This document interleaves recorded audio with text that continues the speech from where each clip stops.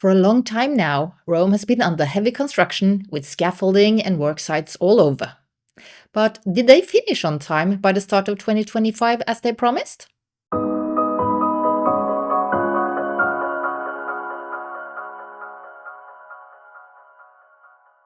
Construction work has been going on all over Rome in anticipation of the upcoming Jubilee. Most of these were to be completed by the start of the Jubilee and the year of celebration, and now many ask, are the construction sites and restoration done? Is Rome back to normal? You've seen pictures on social media of the covered fountains and the blocked streets, and maybe you've been worried about planning a trip to Rome. But fear no more. By winter 2025, most of this is now history, and the Eternal City can shine anew, freshly cleaned and newly restored, and you can again get the photos of the famous monuments and piazzas as you hoped for. New streets and piazzas have also been paved and upgraded and makes the visit even more enjoyable. But what is this Jubilee?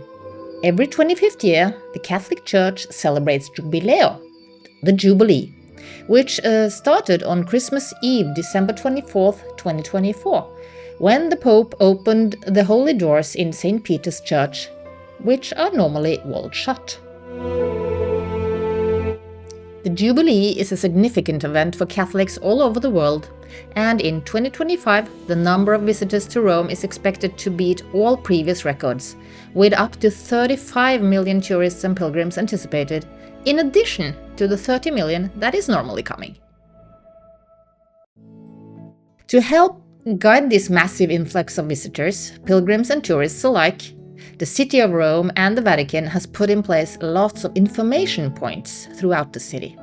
And around St. Peter's Square, the info centers and the volunteers are present to answer questions and help you find your way.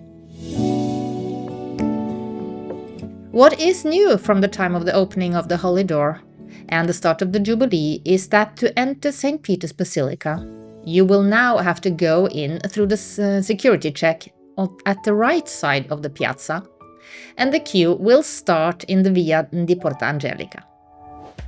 If you want to go into the piazza in front of the basilica, you enter at the left-hand side.